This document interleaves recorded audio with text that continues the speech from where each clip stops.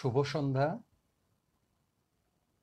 আমাদের এই যে আয়োজন আপন হতে বাইরে একটি ধারাবাহিক বিস্তৃতিচারণা, সেই ধারাবাহিক বিস্তৃতিচারণায় আজকে আমরা আলোচনা করব, আমরা কথা বলবো। আমাদের আজকের কথা বলার বিষয় রবীন্দ্রনাথ ঠাকুরের চারিত্র পূজা। চারিত্র পূজা থেকে আমরা বিদ্যাসাগরের যে জীবন চরিত, বিদ্যাসাগরের চারিত্র পূজা, যে বিদ্যাসাগরের সম্পর্কে, বিদ্যাসাগর সম্পর্কে রবীন্দ্রনাথ যে কথা বলেছেন, সেই কথাগুলো আমরা আলোচনা করব। প্রসঙ্গক্রমে আমরা অন্য কিছু কথাও বলবো। প্রসঙ্গ তো বলে রাখা ভালো, আজকে সেপ্টেম্বর মাসের 21 তারিখ, আগামী 26 তারিখ, এ মাসেরই 26 তারিখ বিদ্যাসাগরের জন্মদিন। আমরা সেইটা মাথায় রেখে আজকে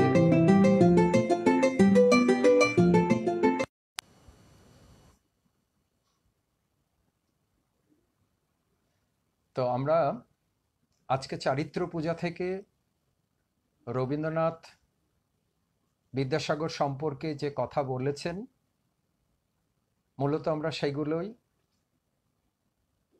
আলোচনা করব, সেই সম্পর্কে কথা বলবো। খানিকটা আমরা বিদ্যাসাগরকে নিয়েও কথা বলবো। এ কথাটা এর আগেও আমি এই মঞ্চে বা আমাদের এই অনুষ্ঠানে বা এই আয়োজনে এক দুবার বলেছি যে a society is judged by the people whom it worship. সকালবেলায় উঠে আমরা কার গলায় মালা দিই, তা দিয়েই সেই সমাজটার মন মানসিকতা ইত্যাদি বোঝা যায়। তা আমাদের এই বিস্তৃতিচারণায় আমরা বিদ্যাসাগরের কথা আজকে আলোচনা করব। বিদ্যাসাগরকে তো আমরা প্রায় ভুলেই থাকি। এই উপলক্ষে খানিকটা আমরা একটু নিজেদের মধ্যে কথাবার্তা বলে নেওয়ার চেষ্টা করব এবং আমাদের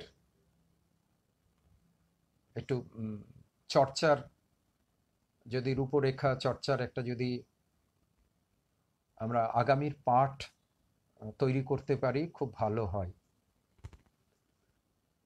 তো বিদ্যাসাগরের কথা বলতে গেলে বাঙালির যে প্রাতঃস্মরণীয় যে কয়েকজন মানুষ, যে রেনেসা ব্যক্তিত্ব যাদেরকে আমরা বলে থাকি, নিশ্চয় সব প্রথমে রামমোহন আসবেন বাংলার সামাজিক ইতিহাসে, তারপরে আসবেন বিদ্যাসাগর। ঠিক একইভাবে তার সমসাময়িক অক্ষয়কুমার দত্তও আসবেন। তো বিদ্যাসাগরের কথা চারিত্র পূজা বইতে রবীন্দ্রনাথ দুটো লেখা লিখেছেন।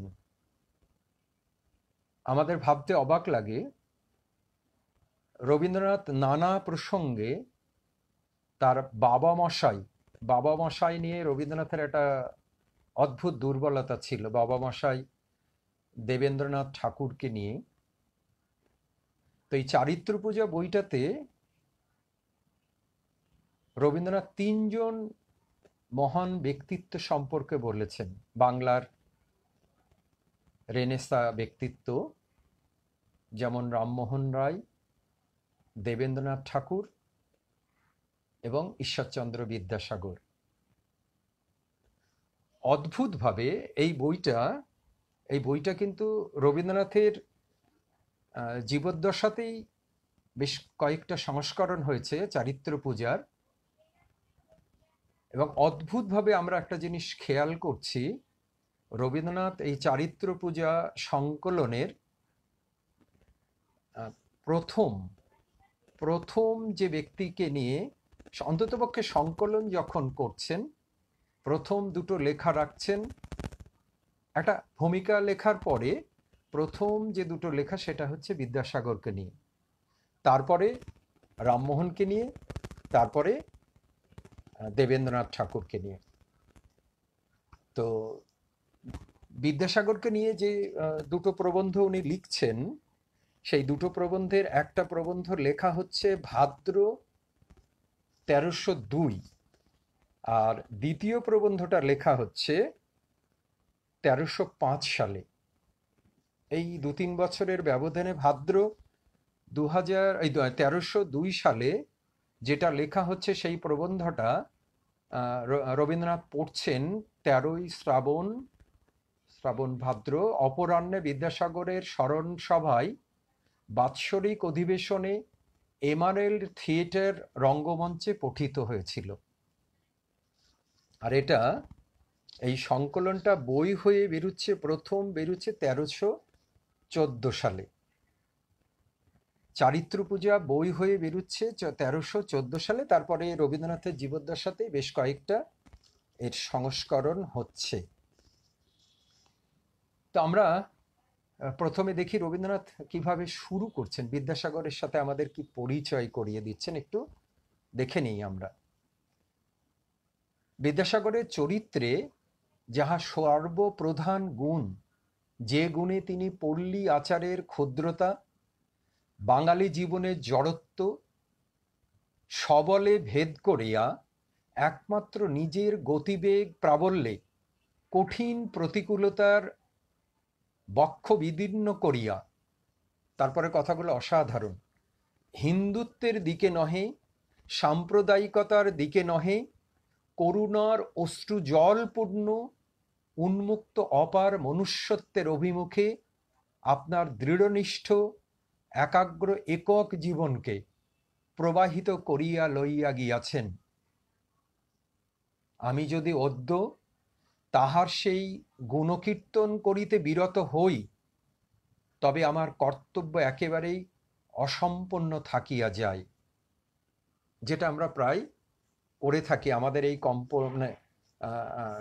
কর্তব্য পালনটা কিন্তু করি না। ঠিক এই প্রসঙ্গে আমার মনে পড়ছে একই রকম কথা রামেন্দ্র সুন্দর ত্রিবেদীকে বিনয় সরকারের একটা ঐতিহাসিক প্রবন্ধ বলে খুব ভালো ছোট্ট চটি একটা বই আছে, খুব ভালো জরুরি কিছু প্রবন্ধ সেই বইটাতে আছে। সেখানে তার ভূমিকা লিখেছেন রামেন্দ্র সুন্দর ত্রিবেদী। সেখানে বলতে গিয়ে বলছেন, ইউরোপীয় লোকজনেদের কথা বলতে গিয়ে বলছেন যে ইউরোপীয়রা কেউ গত হইলে ইউরোপীয়রা তাহাদের যাবতীয় জিনিসপত্র সংরক্ষণ করে, আর আমরা কেউ গত হইলে তাহার যাবতীয় জিনিসপত্র ঝাঁটাইয়া বিদায় করিতে প্রবৃত্ত হই। এই যে আমাদের বিদায় করিলেই বাঁচি, এবং আমরা দিব্যি ভুলে থাকি। এই ভুলে থাকা কিন্তু আমাদের শুধু রামমোহন বা বিদ্যাসাগরকে নিয়ে নয়, আমরা আমাদের প্রণম্য অনেক মানুষকেই আমরা ভুলে থাকি। যেমন করে রবীন্দ্রনাথ বলছেন, আজ যদি তার গুণকীর্তন না করি তাহলে আমার কর্তব্য একেবারে অসম্পূর্ণ থাকিয়া যায়। ঠিক তারপরে বললেন, রবীন্দ্রনাথ বলছেন, তিনি যে বাঙালি বড়লোক ছিলেন তাহা নহে, তিনি রীতিমতো হিন্দু ছিলেন তাহাও নহে, তিনি তাহা অপেক্ষাও আরো বেশি বড় ছিলেন, তিনি যথার্থ মানুষ ছিলেন। বিদ্যাসাগরের জীবনীতে এই অনন্য সুলভ মনুষ্যত্বের প্রাচুর্যই সর্বোচ্চ গৌরবের বিষয়। তাহার সেই পর্বত প্রমাণ চরিত্র মাহাত্ম্যে তাহারই কৃত কীর্তিকেও খর্ব করিয়া রাখিয়াছে। মানে বিদ্যাসাগরের ব্যক্তিত্ব যেন বিদ্যাসাগরের কর্মকেও ছাপিয়ে গেছে, যেটা আমাদের প্রায় বাঙালি সমাজে তরল সরল, প্রায় আমাদের কুপমণ্ডুক খানিকটা সংকীর্ণতা, এগুলো তো আছেই, পরশ্রী কাতরতা এগুলো তো আছেই, এবং আমাদের খানিকটা তো এই যে দোষ, এই দোষগুলোকে বিদ্যাসাগর কিভাবে কি অনন্য চরিত্র বলে কাটিয়ে উঠতে পেরেছিলেন, এটা আমরা রবীন্দ্রনাথের লেখাতে এবং বিদ্যাসাগর সংক্রান্ত আর যা কিছু বই, যা কিছু সংকলন সেখানেও আমরা পেয়েছি। যেমন ইন্দ্রমিত্রের একটা অসাধারণ বই আছে, করুণাসাগর বিদ্যাসাগর। বিদ্যাসাগর চণ্ডীচরণ বন্দ্যোপাধ্যায়ের বই আছে, বিদ্যাসাগরের ভাইয়ের লেখা শম্ভু চন্দ্রের লেখা বই আছে, বিনয় ঘোষের সবচেয়ে বিখ্যাত বই বিদ্যাসাগর ও বাঙালি সমাজ। তাছাড়া উত্তরবঙ্গ বিশ্ববিদ্যালয় থেকে বিদ্যাসাগরের মৃত্যুর শতবার্ষিকী উপলক্ষে একটা বড় সংকলন করা হয়েছিল, গোল্ডেন বুক অফ বিদ্যাসাগর। এসইউসির এতে থেকে তারা করেছিলেন, এসইউসির পার্টি থেকে করেছিলেন। আমরা দেখেছি ঢাকা থেকে মিজানুর রহমানের ত্রৈমাসিক পত্রিকা, এই নামেই পত্রিকাটা বেরুতো। তারা প্রায় 70-এর দশকে, 80-র দশকে একটা বিদ্যাসাগর সংখ্যা করেছিলেন। আর গত কয়েক বছর ধরে বিদ্যাসাগর, আমাদের তো স্মরণের মোটামুটি একটা পালা প্রয়োজন হয়, একটা লগ্ন প্রয়োজন হয়। শতবর্ষ, দ্বিশতবর্ষ, সার্ধ শতবর্ষ এইসব হলে আমরা একটু স্মরণ টরণ করি, আবার ঠিক সঠিক নিয়মে আমরা ভুলেও যাই। বিদ্যাসাগরকে নিয়ে গত কয়েক বছরে বেশ বড় বড় থান ইটের সাইজের কিছু পত্রপত্রিকা বেরিয়েছে। তবে খুব গুরুত্বপূর্ণ দুটো পত্রিকার কথা, একটা সংকলন এবং একটা পত্রিকার কথা আমি বলবো। সেটা হচ্ছে বঙ্গীয় সাহিত্য পরিষদ থেকে বিদ্যাসাগরের 200 বছর পূর্তি উপলক্ষে একটা অসাধারণ বঙ্গীয় সাহিত্য পরিষদ পত্রিকার একটা বিদ্যাসাগর সংখ্যা বেরিয়েছে। প্রায় বড়, মানে যে বিদ্যাসাগর এই বঙ্গীয় সাহিত্য পরিষদ পত্রিকা যে সাইজের হয় তার প্রায় 600 পাতার একটা পত্রিকা। আর একটা বই খুব অবাক করে, 1970 সালের ডিসেম্বরে, এবং সেই বইটা প্রকাশের প্রেক্ষাপটটা অসাধারণ। সেই সময় কলকাতায় বিদ্যাসাগরের জীবনহীন মূর্তি, পাথরের মূর্তিগুলো যখন ভাঙা হচ্ছে, তার মাথা কাটা হচ্ছে আমাদের কলকাতা শহরে বিদ্যাসাগরের কর্মক্ষেত্রে,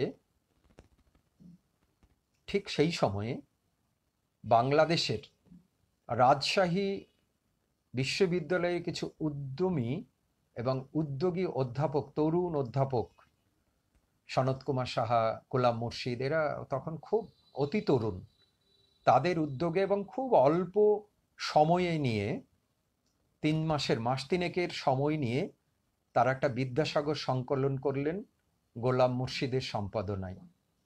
এবং সেই সময়ের বাংলাদেশের বিভিন্ন ক্ষেত্রের রাজনীতি, সংস্কৃতি এবং কবি, লেখক, বিভিন্ন ক্ষেত্রের মানুষজন বিদ্যাসাগরকে এখানে লিখলেন, মানে বিদ্যাসাগরকে নিয়ে এই সংকলনে লিখলেন। এবং 1971 সালের জানুয়ারিতে এই বইটা বের হলো। এবং এই বইটা প্রকাশের পরে তৎকালীন পাকিস্তানে এর যারা উদ্যোগ নিয়েছিলেন, এই সংকলনটা করার যারা উদ্যোগ নিয়েছিলেন, তাদের নামে প্রায় লিস্ট করে তাদের একটা হুলিয়া জারি হয়েছিল তাদেরকে হত্যা করার। তার মধ্যে গোলাম মুর্শিদও ছিলেন, বদরুদ্দিন উমর ছিলেন, সনত কুমার সাহা ছিলেন, এরা সব ছিলেন। এবং তাদের কাউকে কাউকে পালিয়ে আসতে হয়েছিল। এবং তারপরে তো বাংলাদেশ মুক্তিযুদ্ধ শুরু হলো। আজকে আবার সেই বাংলাদেশেও কিন্তু মূর্তি ভাঙা চলছে। বোধহয় কখনো কখনো মূর্তি এত শক্তিশালী, এত প্রতিস্পর্ধী হয়ে ওঠে, সেই বাংলাদেশ আজ আর সেই জায়গায় নেই যে বাংলাদেশ 1970 সালের ডিসেম্বরে উদ্যোগ নিচ্ছে এবং 71 সালের মাঝামাঝিতে, মানে 71 সালের জানুয়ারি ফেব্রুয়ারি মাসের মধ্যেই বইটা বেরিয়ে যাচ্ছে। মানে ওই 2-3 মাসের উদ্যোগে, 2-3 মাস সময় নিয়েই বইটা বেরিয়ে যাচ্ছে, বিদ্যাসাগর যে সংকলনটা বেরিয়ে যাচ্ছে।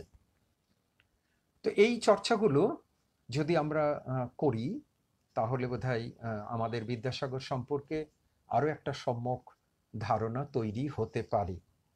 আমি এবার বিদ্যাসাগরের আর একটা জায়গা, রবীন্দ্রনাথ যে জায়গাটা লিখছেন সেখান থেকে একটু পড়ি। বিদ্যাসাগর এই অকৃত কীর্তি অকিঞ্চিৎকর বঙ্গ সমাজের মধ্যে নিজের চরিত্রকে মনুষ্যত্বের আদর্শরূপে প্রস্ফুটিত করিয়া যে এক অসামান্য অনন্য তন্ত্রত্ব প্রকাশ করিয়াছেন, তাহা বাংলার ইতিহাসে অতিশয় বিরল। অ্যাকচুয়ালি বিদ্যাসাগরের যে চারিত্রিক বৈশিষ্ট্য, তার সাথে আমাদের বাঙালি, সাধারণ বাঙালির যে চরিত্র, এটা মেলে না। প্রায় ব্রিটিশ বা ইংরেজ চরিত্রের সাথে খানিকটা মেলে। ধুতি পরা, খাটো চাদর গায়ে দেওয়া, চটি জুতো পরা, কিন্তু মানে বহিরঙ্গে বাঙালিত্ব থাকলে কিন্তু তার চারিত্রিক দৃঢ়তায় তিনি প্রায় ব্রিটিশ ছিলেন। এত বিরল যে এক শতাব্দীর মধ্যে কেবল আর দুই একজনের নাম মনে পড়ে, এবং তাহাদের মধ্যে রামমোহন রায় সর্বশ্রেষ্ঠ। যে বিদ্যাসাগরের যে চারিত্রিক বৈশিষ্ট্য, তার যে চিন্তা চেতনা, তার যে উদ্যোগ, সংস্কার প্রয়াস, তার যে কীর্তি, এই নিয়ে আমাদের বঙ্গ সমাজে যদি আর কয়েকজন, 100 বছরের মধ্যে আর কয়েকজনের কথা আমরা মনে করতে পারি, এবং মনে করলে আমাদের প্রথম যে নামটা মনে আসবে তিনি রামমোহন রায়। রবীন্দ্রনাথ বলছেন, আমরা সমাজের কল চালিত পুরুষের মতো পুতুলের মতো হইয়া যায়। আমরা সমাজের কল চালিত পুতুলের মতো হইয়া যায়। অধিকাংশ কাজই সংস্কারাধীনে অন্ধভাবে সম্পন্ন করি। নিজের নিজত্ব কাহাকে বলে জানি না, জানিবার আবশ্যকতাও রাখি না। আমাদের ভিতরকার আসল মানুষটি জন্মাবধি মৃত্যুকাল পর্যন্ত প্রায় সুপ্তভাবেই কাটাইয়া দেয়। তাহার স্থানে কাজ করে একটা নিয়ম বাঁধা যন্ত্র। আমরা শাস্ত্র বলুন, আমরা সামাজিক রীতি বলুন, সামাজিক সংস্কার বলুন, সেইগুলো যেন পালন করি একটা রোবোটিক প্রেসিশনে, রোবোটিক পারফেকশনে পালন করি। তো সেই জায়গায় এসে যখন বিদ্যাসাগরের মতো মানুষ উপস্থিত হচ্ছেন এই রকম একটা সামাজিক প্রতিবেশে, তাহলে রবীন্দ্রনাথ আর একটু স্মরণ করি রবীন্দ্রনাথের কথা।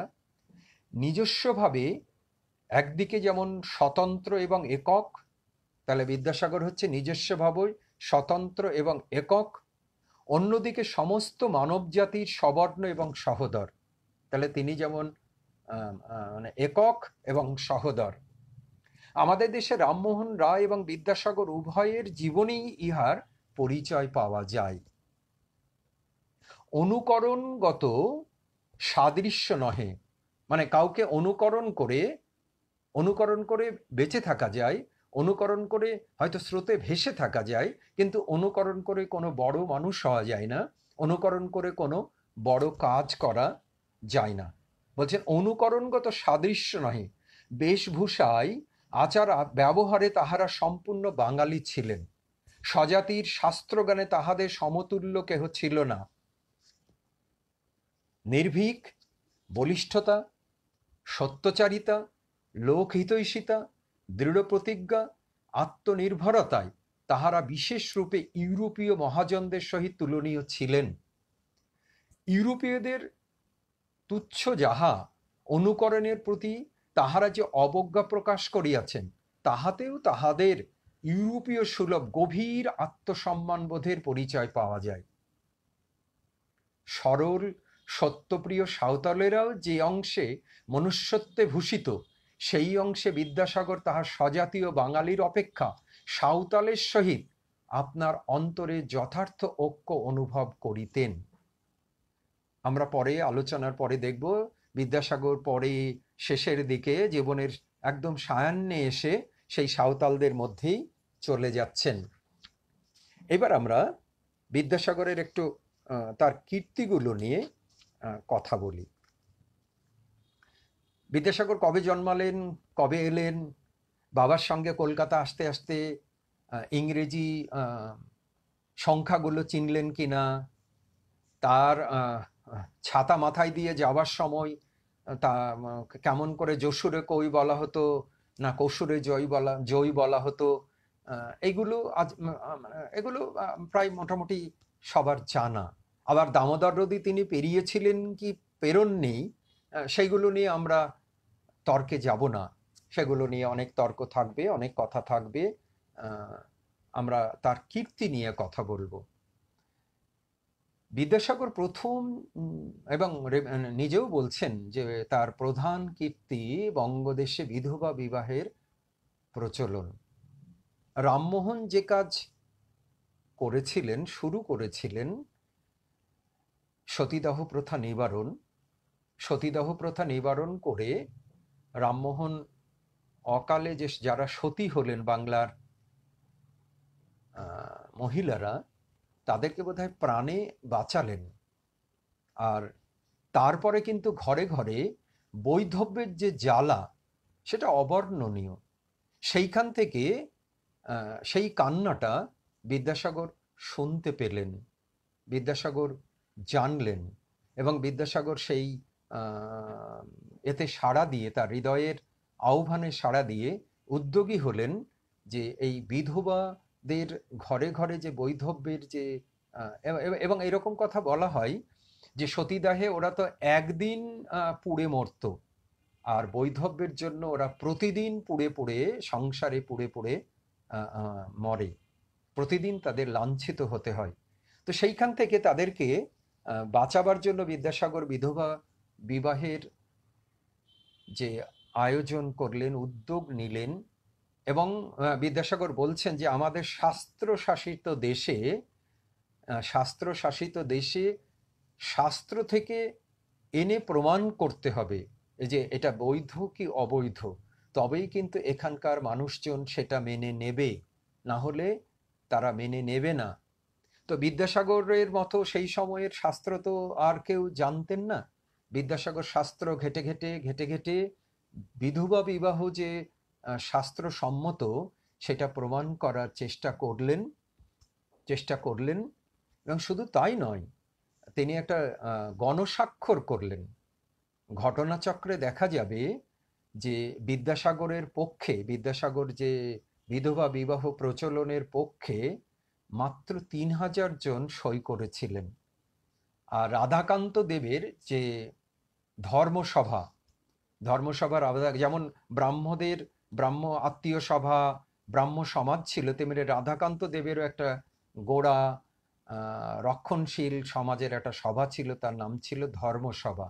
সেই ধর্মসভা রাধাকান্ত দেবদের উদ্যোগে বিধবা বিবাহ প্রচলনের বিপক্ষে ৩৭,০০০ সই পড়েছিল, স্বাক্ষর হয়েছিল। বিদ্যাসাগর এই কাজটা করলেন এবং খানিকটা 1856 সালে, 55 সালে বিধবা বিবাহ আইনসম্মত হলো।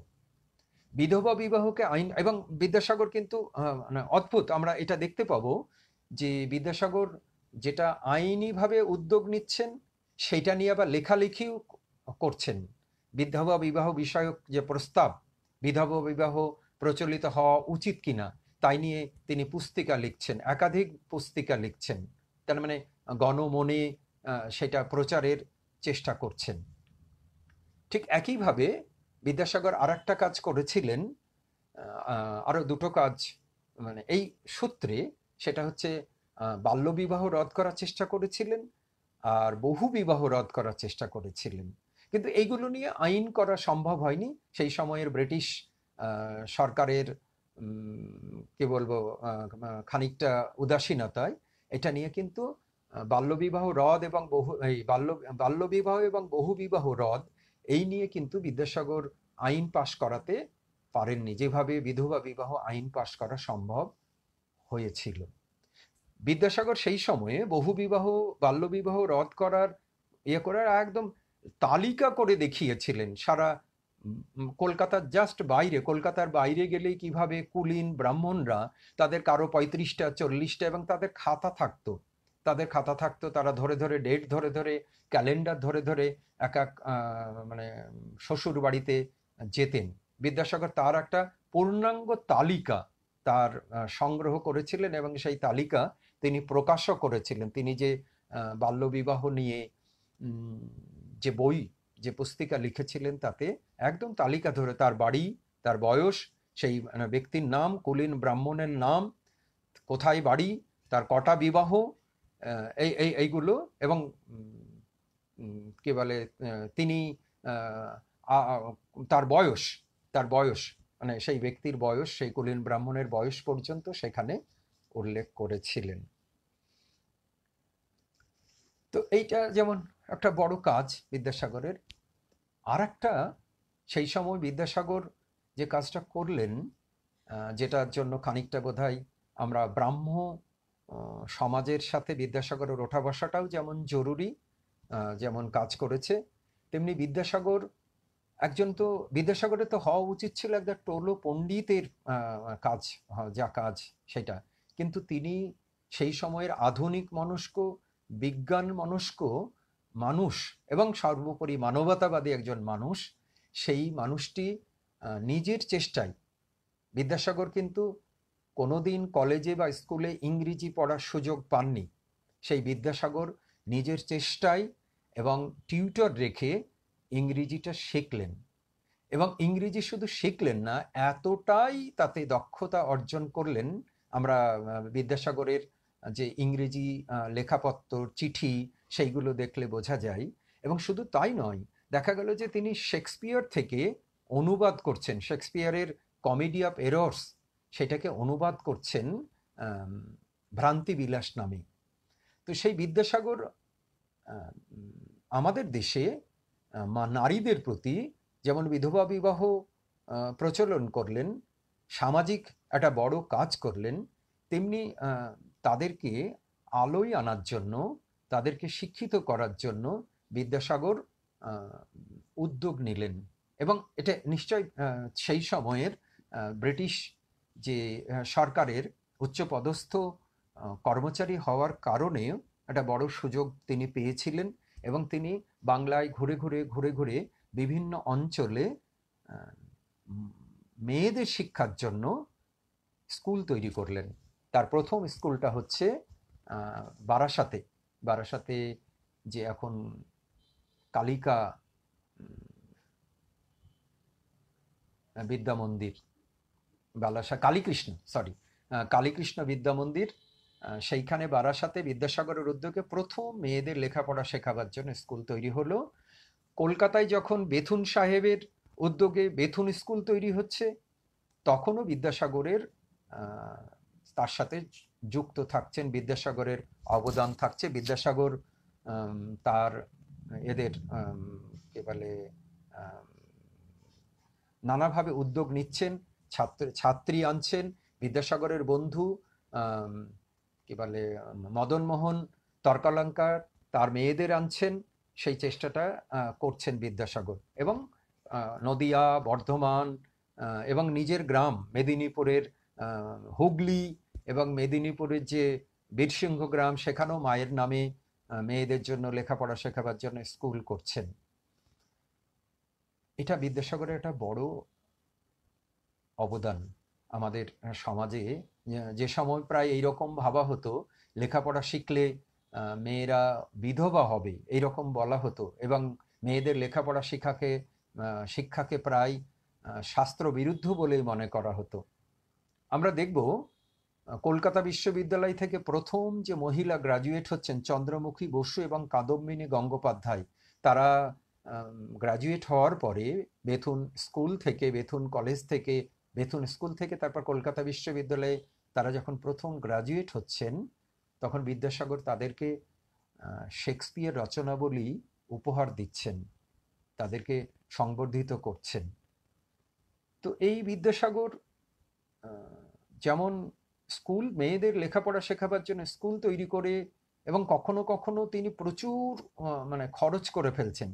একইভাবে আমরা দেখতে পাবো যে বিধবা বিবাহের সময় তিনি একদম দাঁড়িয়ে থেকে বিধবা বিবাহ দিচ্ছেন। শুধু তাই নয়, সবচেয়ে বড়, আপনি আচরি ধর্ম অপরে শেখাই। বিদ্যাসাগর তার ছেলে নারায়ণের বিয়ে দিচ্ছেন একজন বিধবার সাথে, এবং নারায়ণের অনুমতি নিয়েই, তার স্বেচ্ছায়, তার অনুমতি সাপেক্ষে, তার ইচ্ছাতেই বিধবা বিবাহ দিচ্ছেন। এবং অনেক সময় দেখা যাচ্ছে যে সেই সময় যে কেউ বিধবার হলে সবাই বিদ্যাসাগরের বাড়ি পাঠিয়ে দিচ্ছেন। আর একটা কাজ করলেন বিদ্যাসাগর, সেটা হচ্ছে প্রথম দেশীয় উদ্যোগে একটা শিক্ষা প্রতিষ্ঠান করলেন, সেটা হচ্ছে মেট্রোপলিটন কলেজ। আরও একটা গুরুত্বপূর্ণ কাজ বিদ্যাসাগরের, এবং সেটা যে আরো আরো মহান, সেই সময়ে সংস্কৃত কলেজে কেবলমাত্র ব্রাহ্মণদের প্রবেশের অধিকার ছিল। বিদ্যাসাগর সংস্কৃত কলেজের অধ্যক্ষ হওয়ার পরে সেইখানে অব্রাহ্মণ ছাত্র ভর্তির সুযোগ করে দিলেন। শুধু তাই নয়, আর একটা কাজ করলেন। বিদ্যাসাগর সংস্কৃত কলেজের যে সিলেবাস, পাঠ্যসূচি, তার পরিবর্তন করলেন। যেখানে ন্যায়শাস্ত্র পড়ানো হতো, সাংখ্য দর্শন, বেদান্ত দর্শন পড়ানো হতো, বিদ্যাসাগর একদম পরিষ্কার বললেন সাংখ্য দর্শন, বেদান্ত দর্শন ভ্রান্ত দর্শন। এবং সংস্কৃত কলেজের সিলেবাস থেকে সাংখ্য দর্শন, বেদান্ত দর্শন বাদ দেওয়া হলো। পরিবর্তে পাশ্চাত্য দর্শন, বেন্থাম, মিল, হিউম, এদের দর্শন পড়াবার বিদ্যাসাগর ব্যবস্থা করলেন। এখানেও বিদ্যাসাগরের একটা আধুনিক মনস্কতার পরিচয় পাওয়া যায়। ওইখানে সাংখ্য দর্শনকে বাদ দেওয়ার সময় বিদ্যাসাগর এরকমও বলছেন, ইউরোপের বিশ্ববিদ্যালয়গুলিতে এখন আর বার্কলের দর্শন পড়ানো হয় না। তার মানে ইউরোপীয় হলেই যে সেটা গ্রহণীয় হবে তা কিন্তু নয়। যেটা প্রয়োজনীয়, যেটা কার্যকরী, সেটা আমার দেশীয় হলেও গ্রহণীয়, সেটা বিদেশি হলেও গ্রহণীয়। বিদ্যাসাগর এই কাজগুলো করলেন। আর একটা জায়গা আমরা দেখব বিদ্যাসাগরের একটা জায়গায় ওই দেখছিলাম গোলাম মুর্শিদের লেখায় যে হিউম পড়ে রামমোহন রায় প্রায় ৩৩ কোটি দেবতাকে অস্বীকার করতে পেরেছিলেন। আর মিল, বেন্থাম, কি বলে, লক, এইসব পড়ার পরে, কোতে, এইসব পড়ার পরে বিদ্যাসাগরের তো প্রায় নাস্তিক হয়ে যাওয়ার কথা। তবে কৃষ্ণ কমল ভট্টাচার্যের কথায় আমরা করে বলতে পারি যে বিদ্যাসাগর নাস্তিক ছিলেন কিনা সে বিষয়ে যদিও আমরা নিশ্চিত নই, কিন্তু ধর্ম বিষয়ে যে উদাসীন ছিলেন সেটা বিভিন্ন সময়ে তার বিভিন্ন ঘটনায় সেটার প্রমাণ পাওয়া যায়। আমরা রবীন্দ্রনাথ এখানে বিদ্যাসাগরের খানিকটা আমরা দেখব যে শুধু ভগবতী দেবীর কথা বলতে গিয়ে তিনি এখানে উল্লেখ করছেন বিদ্যাসাগরের শম্ভুচন্দ্র বিদ্যারত্ন থেকে, তিনি বিদ্যাসাগর চরিত, জীবন চরিত যে লিখেছেন সেইখান থেকে বলছেন, রবীন্দ্রনাথ লিখছেন, বিদ্যাসাগরের তৃতীয় সহোদর শম্ভুচন্দ্র বিদ্যারত্ন মহাশয় তাহার ভ্রাতার জীবনচরিতে লিখিয়াছেন যে একবার বিদ্যাসাগর তাহার জননীকে জিজ্ঞাসা করিয়াছিলেন, কোট, রবীন্দ্রনাথ কোটেশনের মধ্যে দিচ্ছেন, বৎসরের মধ্যে একদিন পূজা করিয়া ৬-৭ শত টাকা বৃথা ব্যয় করা ভালো, কি গ্রামে নিরুপায় অনাথ লোকদিগকে ওই টাকা অবস্থা অনুসারে মাসে মাসে কিছু কিছু সাহায্য করা ভালো, আনকোট। ইহা শুনিয়া জননী দেবী উত্তর করেন, আবার কোট, গ্রামের দরিদ্র নিরুপায় লোক প্রত্যহ খাইতে পাইলে পূজা করিবার আবশ্যকতা নাই, আনকোট। অসাধারণ কথা। গ্রামের দরিদ্র নিরুপায় লোক প্রত্যহ খাইতে পাইলে পূজা করিবার আবশ্যক নাই, এমন মায়েরই তো এমন সন্তান হবার কথা। রবীন্দ্রনাথ বলছেন, এ কথাটি সহজ নহে, তাহার নির্মল বুদ্ধি এবং উজ্জ্বল দয়া প্রাচীন সংস্কার মহাবরণ যে এমন অনায়াসে বর্জন করিতে পারে, ইহা আমার নিকট বড় বড় বিস্ময় বোধ হয়। লৌকিক প্রথার বন্ধন রমণীর কাছে যেমন দৃঢ়, এমন আর কার কাছে? অথচ কি আশ্চর্য স্বাভাবিক চিত্তশক্তির দ্বারা তিনি জড়তাময় প্রথাভিত্তি ভেদ করিয়া নিত্য জ্যোতির্ময় অনন্ত বিশ্ব ধর্মাকাশের মধ্যে উত্তীর্ণ হইলেন। একথা তাহার কাছে এত সহজ বোধ হইল কি করিয়া? মনুষ্যে সেবার্থ যথার্থ দেবতার পূজা, মনুষ্য সেবাই তো যথার্থ দেবতার পূজা। এটাও আমাদের কাছে একটা বিস্ময়ের লাগে। রবীন্দ্রনাথ এখানে আরেকটু পরে বলছেন, জননী দেবী প্রবীণ হিন্দু দিগকে, স্ত্রীলোক দিগকে তথাপি তাহার স্বভাব অতি উদার, মন অতিশয় উন্নত এবং মনে কিছুমাত্র কুসংস্কার নাই, এবং সকলের প্রতি যে সমদৃষ্টি, এই সমদৃষ্টি তিনি পাচ্ছেন বিদ্যাসাগর বোধহয় তার মায়ের কাছ থেকে পাচ্ছেন। তো এরকম বিদ্যাসাগর সম্পর্কে বলতে গিয়ে রবীন্দ্রনাথ বলছেন যে বিশ্বকর্মা যখন এত 3 কোটি বাঙালি বানাতে গিয়ে হঠাৎ করে কি করে এইরকম একটা মানুষ বানিয়ে ফেললেন। এই বলে বোধহয় রবীন্দ্রনাথ আমাদেরকে খানিকটা খোঁচাও দিচ্ছেন যে বিশ্বকর্মা তার 3 কোটি বাঙালি বানাতে গিয়ে কি করে হঠাৎ কোন করে বোধহয় ভুল করে একটা বাঙালি বানিয়ে ফেললেন। এই তো বিদ্যাসাগরের ধর্ম বিষয়ে। এবং আমাদের কাছে একটা ছিল, বিদ্যাসাগর কি নাস্তিক ছিলেন বলে চতুরঙ্গতে একটা অসাধারণ প্রায় 80-র দশকে একটা প্রবন্ধ বেরিয়েছিল। সেইখানে দেখা যাচ্ছে যে রামকৃষ্ণ দেব যখন প্রায় দক্ষিণেশ্বরে কলকাতার বুদ্ধিমান প্রতিষ্ঠিত অধিকাংশ ব্যক্তিদেরই প্রায় দক্ষিণেশ্বরে ছুটে যাওয়া যায় যখন দস্তুর, একমাত্র ব্যতিক্রম দেখা যাচ্ছে বিদ্যাসাগরকে। তিনি দক্ষিণেশ্বরে যাচ্ছেন না, দক্ষিণেশ্বর থেকে রামকৃষ্ণ, শ্রী শ্রী রামকৃষ্ণ দেখা করতে আসছেন শ্রীমকে সাথে করে বিদ্যাসাগরের সাথে। সেই তার একটা বর্ণনা ওখানে আছে। এবং যতক্ষণ তারা গল্প করলেন তার মধ্যে সান্ধ্য আহ্নিকের সময়টা পেরিয়ে গেল, বিদ্যাসাগর কিন্তু সান্ধ্য আহ্নিক করতে গেলেন না। রামকৃষ্ণদেব তারপরেও বিদ্যাসাগরকে আহ্বান জানালেন দক্ষিণেশ্বরে যাবার জন্য। তারপরেও বিদ্যাসাগর প্রায় 12 বছর বেঁচে ছিলেন, বিদ্যাসাগর কিন্তু দক্ষিণেশ্বরে যাননি। আর একটা গল্প আছে, বিদ্যাসাগর তার মা বাবাকে নিয়ে যখন কাশী গেছেন তখন কাশীর পুরোহিতদের বা পাণ্ডাদের সাথে বিদ্যাসাগরের একটা বলা যায় ঝামেলা হয়েছিল। তারা পুজো দেবার জন্য, দান করার জন্য এবং বিশ্বেশ্বরের কাছে প্রণত হওয়ার জন্য যখন বলেছেন, তখন বিদ্যাসাগর তার বাবা মাকে দেখিয়ে বলেছেন, এই তো আমার দেবতা, এই দুজনই তো আমার দেবতা, আমার আলাদা করে কোনো দেবতার প্রয়োজন নাই। তো এই বিদ্যাসাগরের আর একটা জিনিস আমরা দেখব, সেটাও বোধহয় বাঙালি হিসেবে বিদ্যাসাগরের কাছে আমাদের আর একটা বড় ঋণ। রিডার্স ডাইজেস্টের অনেক আগে, প্রায় বছর 5 আগের একটা সংখ্যায় পড়েছিলাম, রিচ ইন্ডিয়ানস আর পুয়ার গিভার। তো আমরা এই বাংলাদেশে একটা গরিব টোলো পণ্ডিতের ছেলে, গরিব ব্রাহ্মণের ছেলে, তিনি কিনা দয়ার সাগরের উপাধি পেলেন। বাঙালি হিসেবে আমাদের বিদ্যাসাগরের কাছে এই ঋণ কোনোদিন শেষ হবে না। যখন ফ্রান্সে বসে মাইকেল মধুসূদন দত্ত ঋণগ্রস্ত হয়ে পড়লেন, প্রায় জেলে যাবার উপক্রম, সেই সময় সাহায্যের জন্য, সেই সময় অনেক রায়বাহাদুর, অনেক রাজা বাহাদুর, অনেক জমিদার ছিলেন বাংলাদেশে। ওই ভার্সাই শহর থেকে বাংলাদেশের দিকে তাকিয়ে মাইকেল মধুসূদন দত্ত একটি মাত্র মানুষকে দেখতে পেলেন।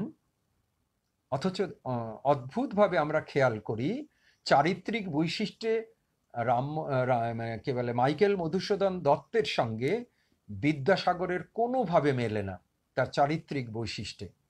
কিন্তু মাইকেলের এই আস্থাটা ছিল যে বাংলাদেশ থেকে যদি একটি মানুষও আমাকে সাহায্য করেন, সহযোগিতা করেন, তিনি হচ্ছেন বিদ্যাসাগর। মাইকেল বিদ্যাসাগরকে চিনতে ভুল করেননি, আর বিদ্যাসাগরও মাইকেলের প্রতিভা চিনতে ভুল করেননি। বিদ্যাসাগর এখান থেকে টাকা পাঠালেন, মাইকেল মধুসূদন দত্ত তার ঋণ পরিশোধ করলেন। তারপর তো ইতিহাস, বাঙালি হিসেবে এই ঋণ বোধহয় আমাদের কোনো দিন শেষ হবে না। বিদ্যাসাগরের যে কোনো একটা করে কৃতিত্বের জন্য যে কোনো দেশে, পৃথিবীর যে কোনো প্রান্তে, সে স্ত্রী শিক্ষা প্রচলন বলুন, বিধবা বিবাহ প্রচলন বলুন, বা মাইকেল মধুসূদন দত্তকে ভার্সাই শহর থেকে ঋণমুক্ত করে আনা বলুন, যে কোনো একটা কাজের জন্য একটা মানুষ চিরস্মরণীয় হয়ে থাকতে পারে। আর বিদ্যাসাগর তো এতগুলো কাজ করেছিলেন। এখানে বলছেন যে তাহার মতো দরিদ্রাবস্থায়, রবীন্দ্রনাথ বলছেন, দরিদ্রাবস্থার লোকের পক্ষে দান করা, দয়া করা বড় কঠিন, কিন্তু তিনি যখন যে অবস্থাতেই পড়িয়াছেন, নিজের কোনো প্রকার অসচ্ছলতায় তাহাকে পরের উপকার হইতে বিরত করিতে পারে নাই, এবং অনেক মহৈশ্বর্যশালী রাজা রায়বাহাদুর প্রচুর ক্ষমতা লইয়া যে উপাধি লাভ করিতে পারেন নাই, এই দরিদ্র পিতার দরিদ্র সন্তান সেই দয়ার সাগর নামে বঙ্গদেশে চিরদিনের জন্য বিখ্যাত হইয়া রহিলেন। বিদ্যাসাগরের নামের সাথে, এবং আমাদের আর একটা জিনিস মনে রাখতে হবে, বিদ্যাসাগর কিন্তু সে একটা উপাধি। সেই সময় সংস্কৃত কলেজের একটা বিশেষ পরীক্ষায় উত্তীর্ণ হলে বিদ্যাসাগর উপাধি দেওয়া হতো। সেই সময় বিদ্যাসাগর, বিদ্যা বাচস্পতি এইরকম উপাধি কিন্তু অনেকেই পেয়েছিলেন, কিন্তু আসমুদ্র হিমাচল বাংলাদেশ বিদ্যাসাগর বলতে কিন্তু একজনকেই জানেন। রবীন্দ্রনাথের এতে আমি খানিকটা উল্লেখ করেছি, এখানে রবীন্দ্রনাথের কথাটা আর একটু বলে নিই, মানে রবীন্দ্রনাথ বিদ্যাসাগর সম্পর্কে, যে বিদ্যাসাগরের এই সময়ে আরো একটি ক্ষুদ্র সামাজিক যুদ্ধে জয়লাভ করিয়াছিলেন। সেটা কি? তখন সংস্কৃত কলেজে কেবল ব্রাহ্মণেরই প্রবেশ ছিল, সেখানে শূদ্রেরা সংস্কৃত পড়িতে পাইত না। বিদ্যাসাগর সকল বাধা অতিক্রম করিয়া শূদ্রদিগকে সংস্কৃত কলেজে বিদ্যা শিক্ষার অধিকার দান করেন। যেটা বিদ্যাসাগর শূদ্র সংস্কৃত কলেজে শূদ্রদেরও বা অব্রাহ্মণদেরও একটা পড়াশোনার সুযোগ করে দিলেন। আর একটা জায়গায় এটা করে আমরা আলোচনার প্রায় শেষে এসে পৌঁছেছি। বাঙালির চরিত্র একটু আলোচনা করে নিচ্ছেন রবীন্দ্রনাথ, তার ফলে বিদ্যাসাগরকে বোঝা একটু আমাদের পক্ষে সহজ হবে। বাঙালির বুদ্ধি সহজেই অত্যন্ত সূক্ষ্ম, তাহার দ্বারা চুল চেরা যায়, কিন্তু বড় বড় গ্রন্থি ছেদন করা যায় না। তাহা সুনিপুণ, কিন্তু সবল নহে। যাহাকে বলে কাণ্ডজ্ঞান, সেটা তাহার বিদ্যাসাগরের যথেষ্ট ছিল। আমাদের অনেকেরই সেই কাণ্ডজ্ঞানটা থাকে না। এই কাণ্ডজ্ঞানটি যদি না থাকিত, তবে তিনি একসময় ছোলা ও বাতাসা জলপান করিয়া পাঠ শিক্ষা করিয়াছিলেন। সেই অকুতোভয় চাকরি ছাড়িয়া দিয়া স্বাধীন জীবিকা অবলম্বন করিয়া জীবনের মধ্যপথে সচ্ছল সচ্ছল স্বচ্ছন্দ অবস্থায় উত্তীর্ণ হইতে পারিতেন না। যিনি বলছেন দয়ার অনুরোধে যিনি ভুরি ভুরি স্বার্থত্যাগ করিয়াছেন, যিনি স্বার্থের অনুরোধে আপন মহোচ্চ আত্মসম্মানকে মুহূর্তের জন্য তিলমাত্র অবনত হইতে দেন নাই, যিনি আপনার ন্যায় সংকল্পের ঋজুরেখা হইতে কখনো মন্ত্রণায়, কখনো কোনো মন্ত্রণায়, কোনো প্রলোভনে দক্ষিণে বামে কেশাগ্র পরিমাণ হেলিতে চাহেন নাই। এটাই তো চারিত্রিক বৈশিষ্ট্য, এটাই তো বিদ্যাসাগর। এই বিদ্যাসাগরের কথা রবীন্দ্রনাথ একদম শেষে এসে এটার সাথে, বিদ্যাসাগরের এই চরিত্রের সাথে আমাদের সাধারণ বাঙালি চরিত্রের কোনোভাবে মেলে না। আমাদের বাঙালি চরিত্র যে কুটিল, যে জটিল এবং স্বার্থপর এবং পরশ্রীকাতর, সেই চরিত্রের সাথে কোনোভাবে মেলে না। রবীন্দ্রনাথ বলছেন, এই জায়গাটুকু বোধহয় ব্রাহ্মণ পণ্ডিত, এই ব্রাহ্মণ পণ্ডিত যে চটি জুতা এবং মোটা ধুতি চাদর পরিয়া সর্বত্র সম্মান লাভ করেন, বিদ্যাসাগর রাজদ্বারেও তাহা ত্যাগ করিবার আবশ্যকতা বোধ করেন নাই। একদম সব শেষে এসে রবীন্দ্রনাথ আমাদের বোধহয় একদম শেষ কথাগুলো বলছেন, বিদ্যাসাগর এই বঙ্গদেশে একক ছিলেন। বিদ্যাসাগরের সাথে কারও মেলে না, চারিত্রিক বৈশিষ্ট্যে কোনো বাঙালির মেলে না। বলছেন, এখানে যেন তাহার স্বজাতি সদর কেহ ছিল না, তার বান্ধব, তার সদর কেউ নেই। এদেশে তিনি তাহার সমযোগ্য সহযোগীর অভাবে আমৃত্যুকাল নির্বাসন ভোগ করিয়া গিয়াছেন, তিনি সুখী ছিলেন না। আমরা তো জানি চরিত্রবান মানুষের, ব্যক্তিত্ববান মানুষের সুখী থাকার কথা নয়। তিনি নিজের মধ্যে যে এক অকৃত্রিম মনুষ্যত্ব সর্বদাই অনুভব করিতেন, চারিদিকের জনমণ্ডলীর মধ্যে তাহার আভাস দেখিতে পাই নাই। আমরা এগুলো কিন্তু সহজলভ্য নয়, এই চারিত্রিক বৈশিষ্ট্য কিন্তু সহজলভ্য নয়। রবীন্দ্রনাথের এতে কথাতে আমরা আবার দেখছি, উপকার করিয়া কৃতজ্ঞতা পাইয়াছেন, কার্যকালে সহায়তা প্রাপ্ত হন নাই।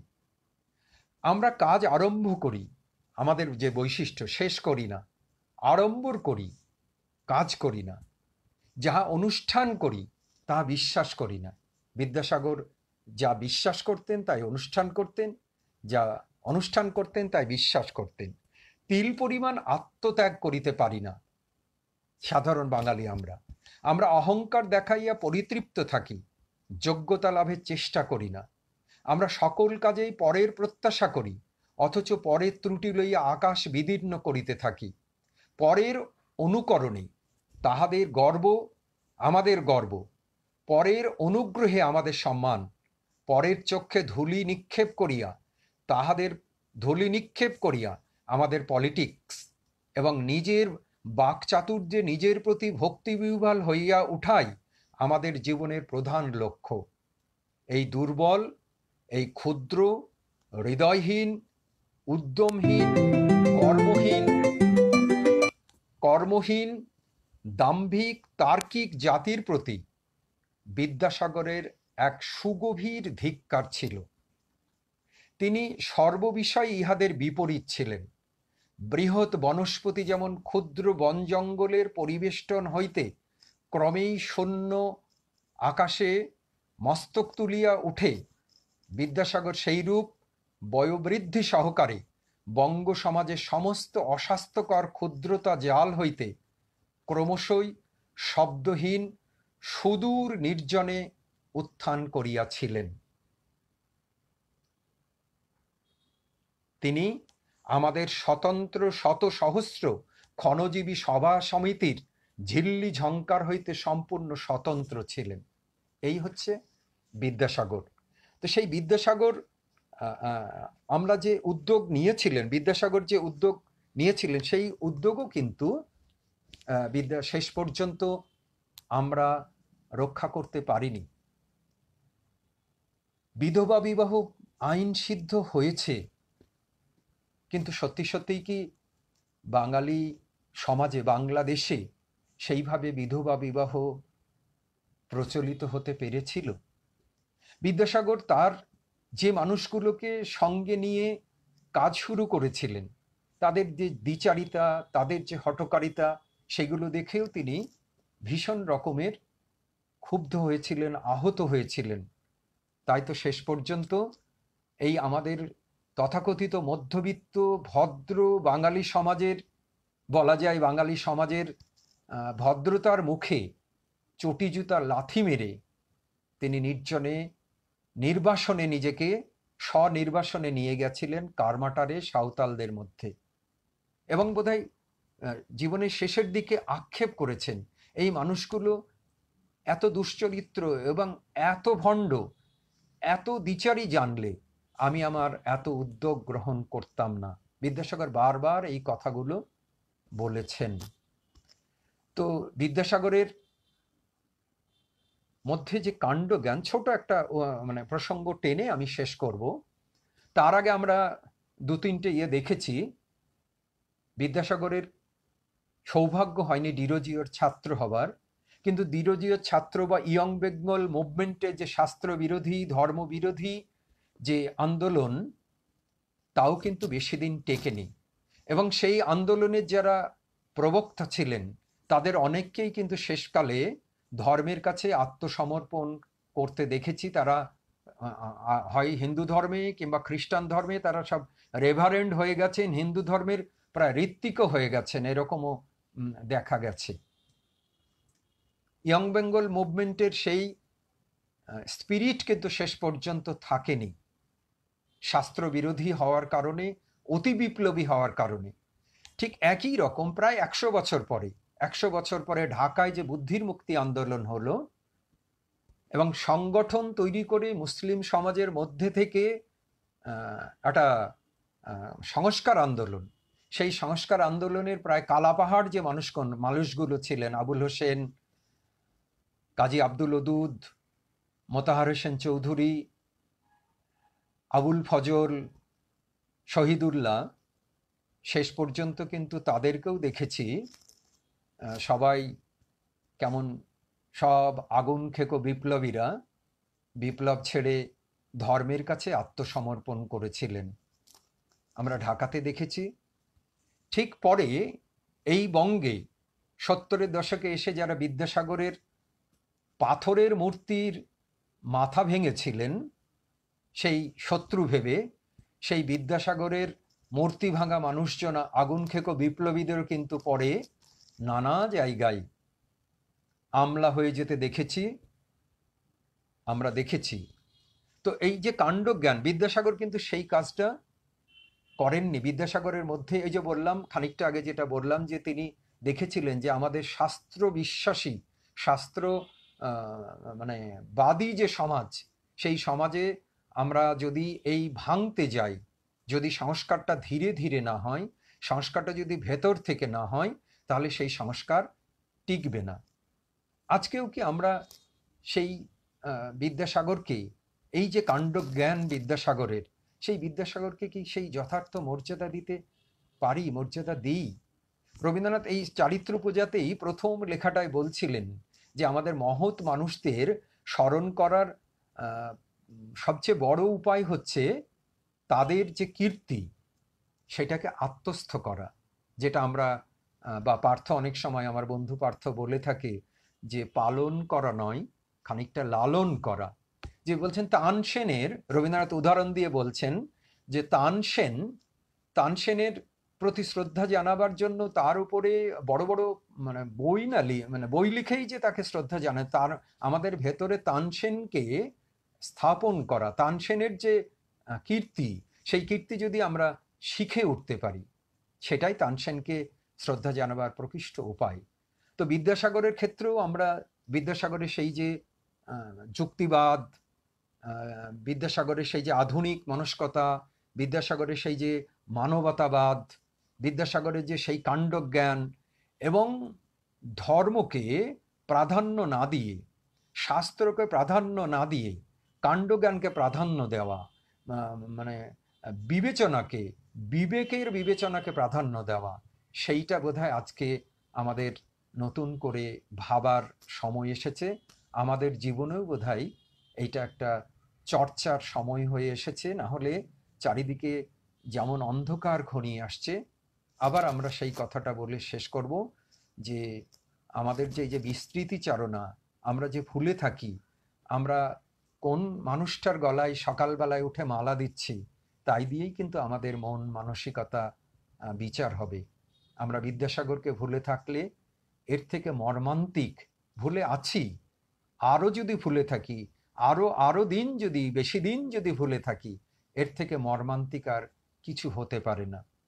আমরা বিদ্যাসাগরের লেখাগুলো পড়ি, বিদ্যাসাগর এর কীর্তির সাথে পরিচিত হই এবং বিদ্যাসাগরের যে মন মানসিকতা, তা আমাদের জীবনাচরণে সেটাকে যদি ধারণ করি, সেটাকে যদি আমরা লালন করি, সেটাই হবে বিদ্যাসাগরের প্রতি আমাদের প্রকৃষ্ট সম্মান দেখানো। আশা করি এটা আমরা চেষ্টা করব, এই চেষ্টাটা অন্তত জারি থাক, এইটুকু বলেই আমি আমার কথা শেষ করছি। সকলে ভালো থাকবে।